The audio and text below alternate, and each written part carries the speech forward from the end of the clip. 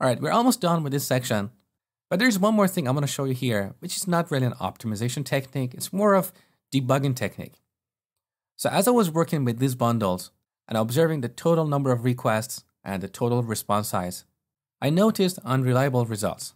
If that happens on your machine, the reason is that your browser has cached some of the requests. So you may switch to the release mode and notice that the bundle size is actually larger than before. Now in Chrome Developer Tools, in the Networks tab, we've got this checkbox here, Disable Cache.